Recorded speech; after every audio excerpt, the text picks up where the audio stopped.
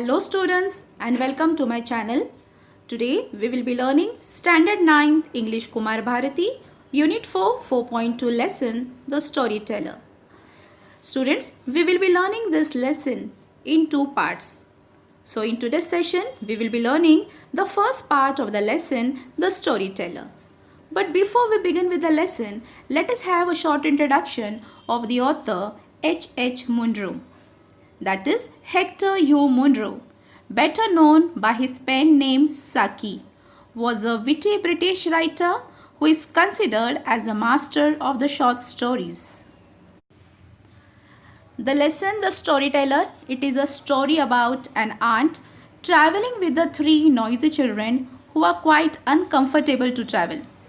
A bachelor in the same compartment, he manages to keep the children quiet and engaged for 10 minutes by telling them a story that they quite enjoyed.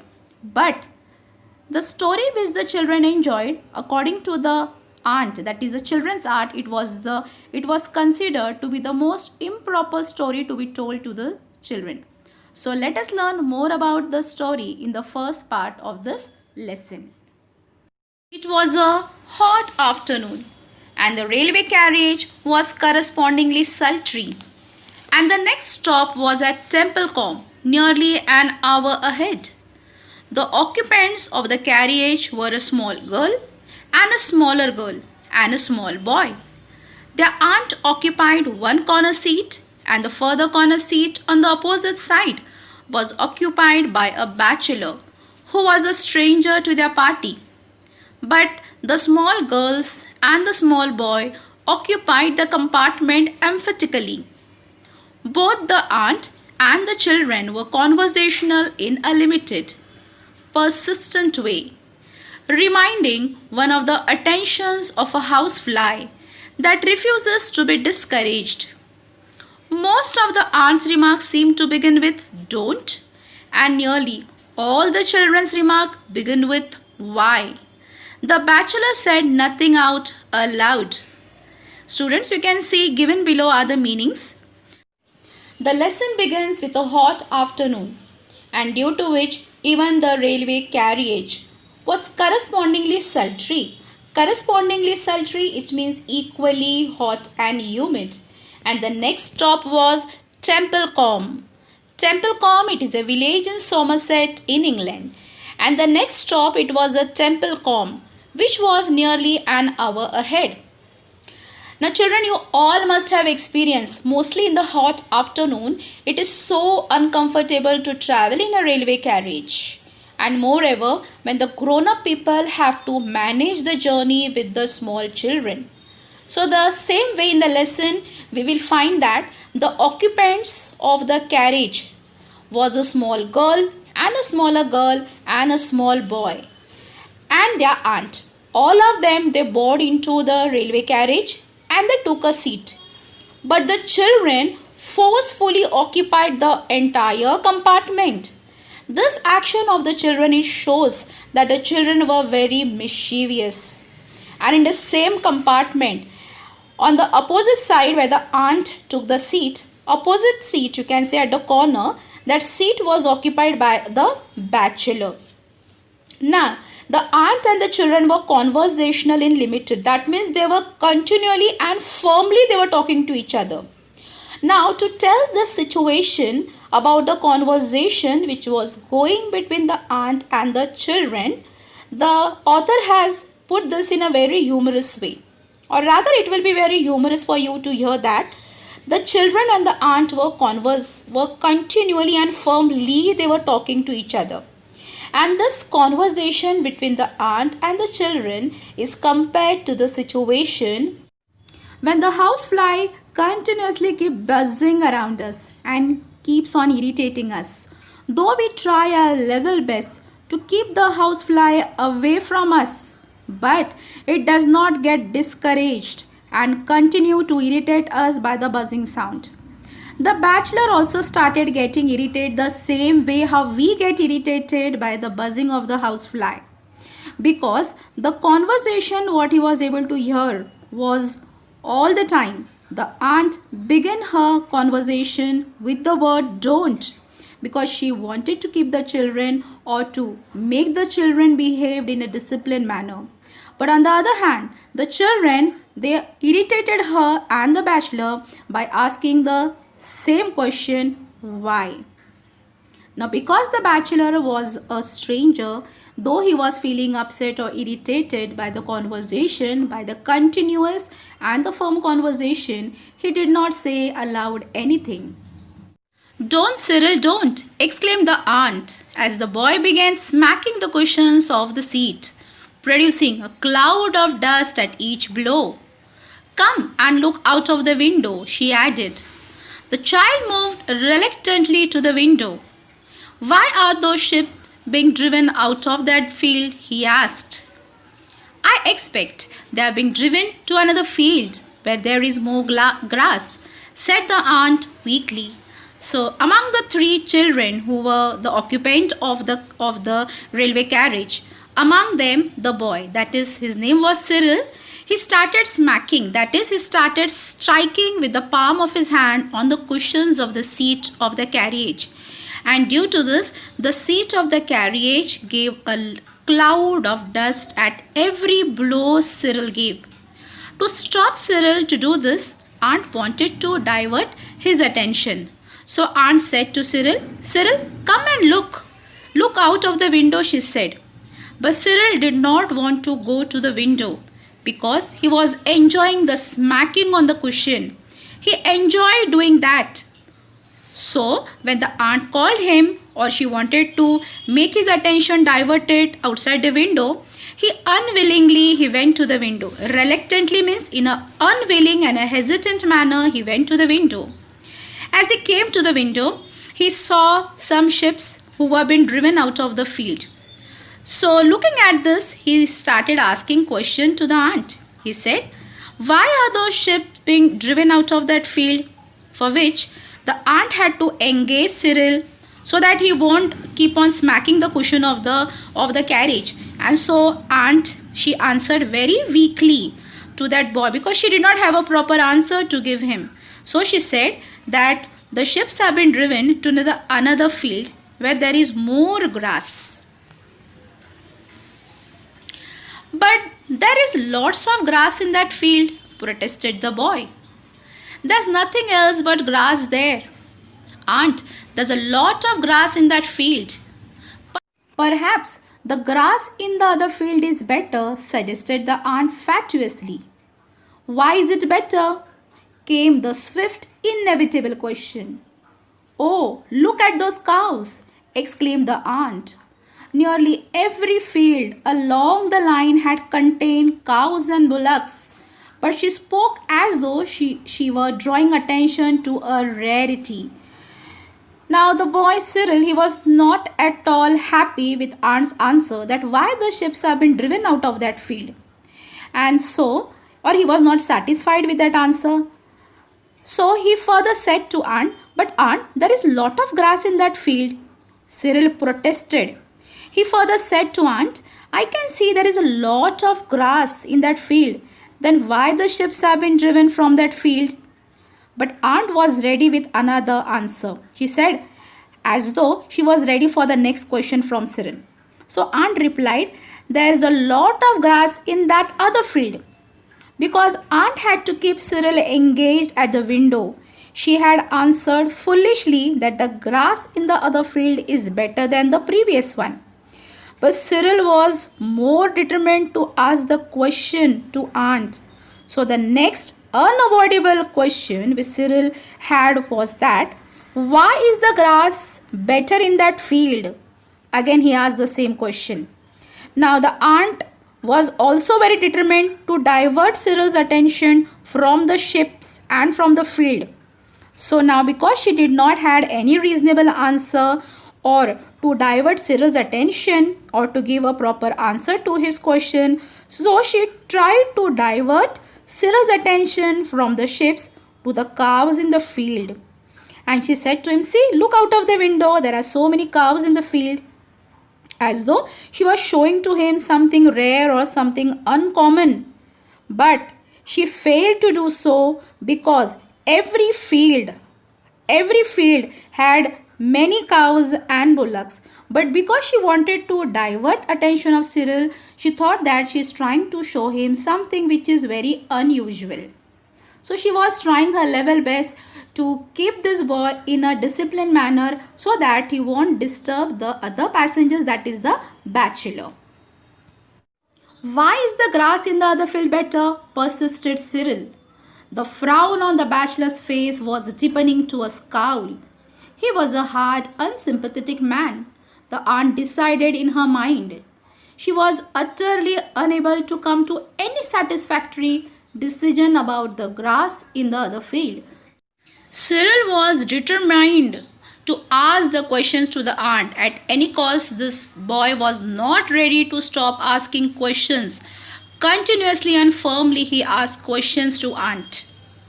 The bachelor, who was sitting in the same compartment at the end of the opposite seat to aunt, he gave angry look to whatever situation was going on. He was very upset with all this situation. He was feeling irritated by this.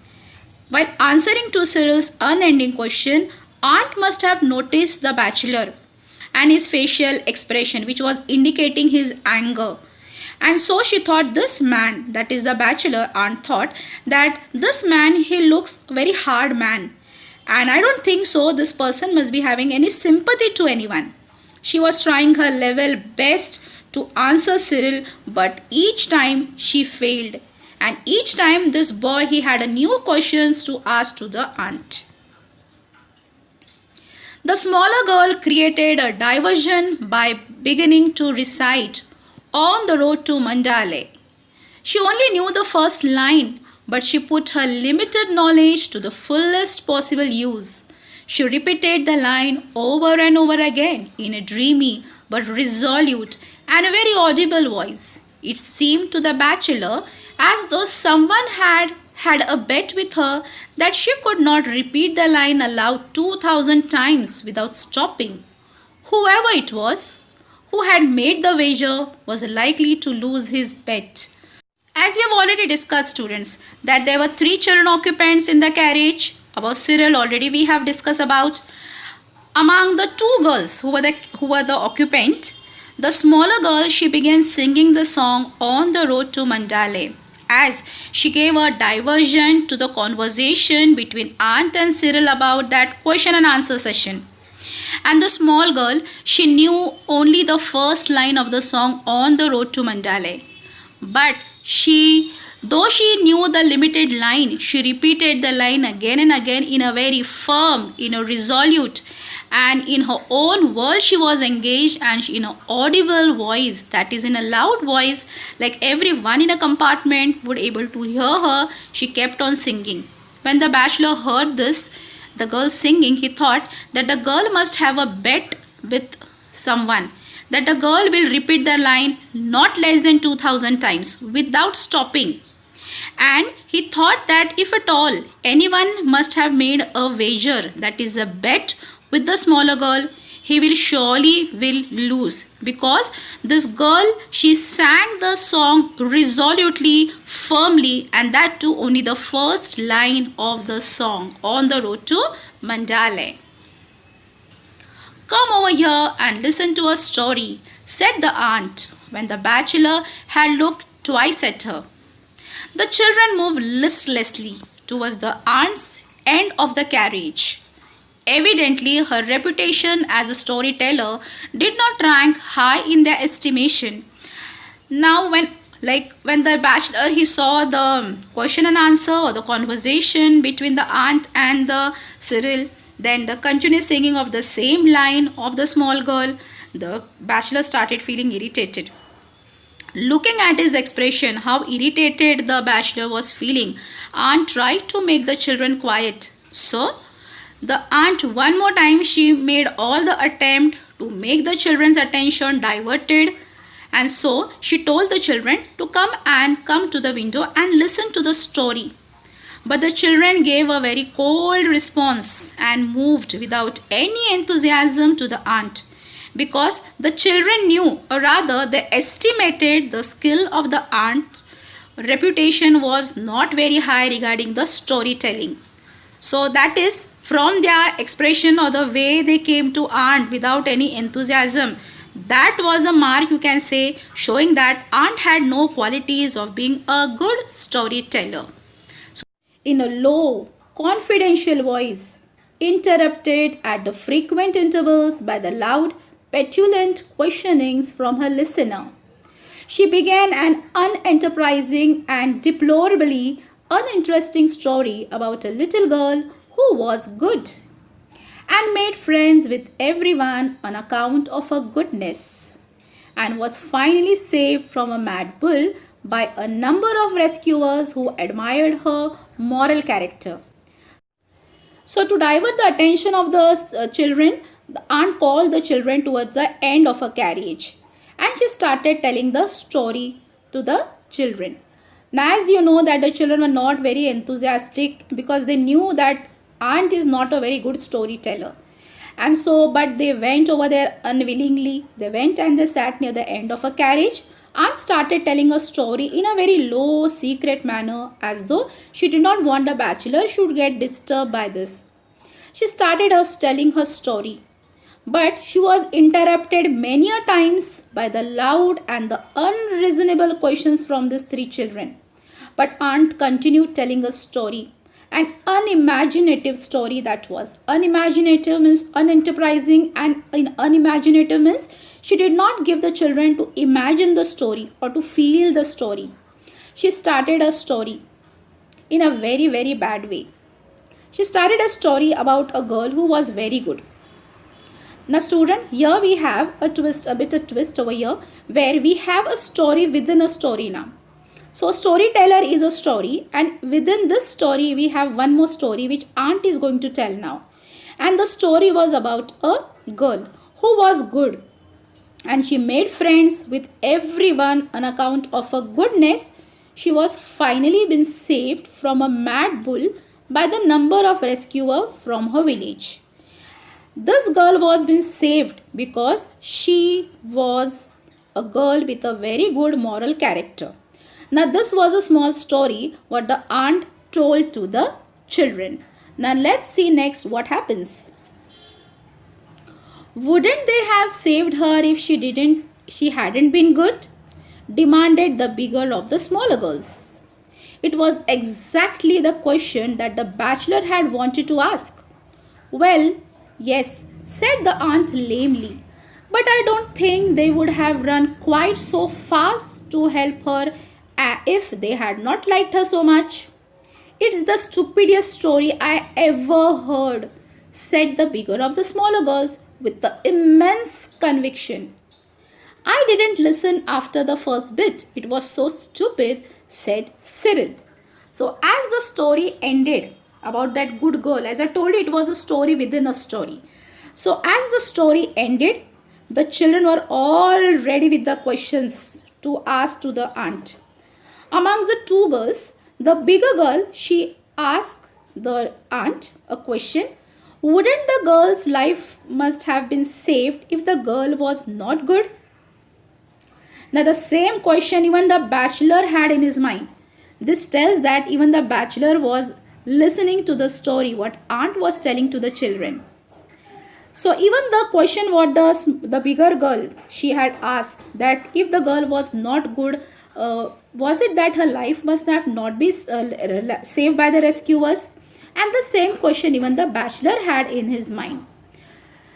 So aunt was not able to answer very confidently to the children. So aunt said that the rescuer would have saved the girl's life, but they would have not run so fast to save the girl's life if they did not like the girl. The children gave a negative response to the aunt's story. They gave the responses, and the bigger of the smaller girl, she said that with a strong belief, she said that it was the stupidest story I've ever heard.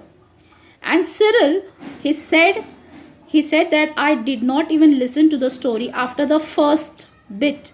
Only the beginning I heard, and because from the very beginning I thought that the story was very uninteresting, So I didn't even listen to the story. This was the cold response what Cyril gave to Aunt's story. The smaller girl made no actual comment on the story, but she had long ago recommenced a murmured repetition of her favorite line. You don't seem to be a success as a storyteller, said the bachelor suddenly from his corner. The aunt bristled in an instant defense at this unexpected attack. It's a very difficult thing to tell stories that children can both understand and appreciate, she said stiffly. I don't agree with you, said the bachelor. Perhaps you would like to tell them a story, was the aunt's retort. Tell us a story, demanded the bigger of the smaller girls. So, as the aunt ended her story, the bigger of the smaller girls and Cyril, they gave their comment to aunt's uninteresting story. But a smaller girl, without using the word, through her action, she showed her disapproval for her interest in aunt's story. She started singing the song and repeating the same line in a very resolute manner on the road to Mandalay. So you can say this was a mark to show her disapproval about the story. Now even the bachelor was unable to stop himself and he said to aunt that she was not a successful storyteller. When she heard this, aunt got very upset and angry because maybe she was expecting the comment from the children about their likes and dislikes, but at least about the bachelor she was not expecting any response or any comment. Rather, she was not prepared for this unexpected attack from a bachelor, that the person who was a stranger for her. So to defend herself, aunt replied to that bachelor. She said to him, it's very difficult to tell the story to the children which they can understand as well as they can appreciate the story. The aunt replied in a tone as though she was challenging to the bachelor. She said to him, would you like to tell a story? As though she was giving a challenge to the bachelor to prove that whether you are able to tell a story to the children which they can understand as well they can appreciate the story. So this was a form of a challenge which the aunt gave when she became very angry on that unexpected attack from the bachelor. So she said, would you like to tell children a story? So as the aunt replied, the bachelor, that would you like to tell them a story to the children? That time, immediately, the bigger of the smaller girl, she demanded that they would like to hear the story. Once upon a time, began the bachelor, there was a little girl called Bertha, who was extraordinarily good. The children's momentarily aroused interest began at once to flicker. All stories seemed dreadfully alike, no matter who told them. She did all that she was told. She was always truthful. She kept her clothes clean, ate milk puddings as though they were jam tarts, learned her lesson perfectly, and was polite in her manners. Was she pretty? Asked the bigger of the small girls. Not as pretty as any one of you, said the bachelor. But she was horribly good. There was a wave of reaction in favor of the story. The word horrible in connection with goodness was a novelty that commended itself. It seemed to introduce a ring of truth that was absent from the aunt's tale of infant life. Here we have again a story within a story. Student, we are learning a story of storyteller, which is a story. Within this story, we have one more story which the bachelor told to the children. Now let us see what was the story all about that the bachelor told to the children. Now the bachelor, as he started the story, he started in a very typical manner, same like the aunt. Due to this, the interest of the children which was arose for a moment, it began to flicker, that is, it reduced. The children thought that why every story has a good girl. Also they thought that whoever tells the story, whether it was a bachelor or it was aunt, all the story had a typical beginning and every story has a good girl. Now the bachelor started the story. It was about the good girl and he described the good girl. He said that the girl was very truthful, she was very neat and clean, she ate her milk pudding, that is the milk dessert, like the jam tarts. Jam tarts are the open pastry cakes which are filled with the jam, and children like to enjoy this jam tart. This girl was so good. You all know that small children, they don't like the milk and to eat anything made up of milk, but this girl was so good that she liked to eat the milk dessert or puddings as though she enjoyed the jam, like a jam tarts. And she also learned her lesson very well. She was very polite. Now, as the children had a habit to ask the question, so the bigger of the smaller girl asked, was the girl pretty? For which the bachelor replied, yes, the girl was pretty, but she was not as pretty as the two girls who are sitting in front of me. But the girl in the story was horribly good. Now the children, they started gaining the interest when they heard the word horribly good. They thought that how can one be horrible and good at the same time? So there was something, a novelty in a story. So now whatever interest they had lost in the story, because it had a very typical beginning. Now the children started feeling the interest when the bachelor described the girl as a horribly good. So when he described the girl in the story as a horribly good, the students started gaining the interest in the story now due to the novelty. The children found that there was a ring of truth in the bachelor's story, which they did not find any time in the aunt's story, because aunt's story was all about the infant life, about the small children, which they did not like at all. But after hearing the bachelor story at the beginning at least, they thought that it is something about something novelty is there in the story. So now in the second part of the story, that is the storyteller, we are going to learn about Bertha and what happens to Bertha, and is the bachelor able to entertain the children. We are going to learn into the second part of the lesson, the storyteller.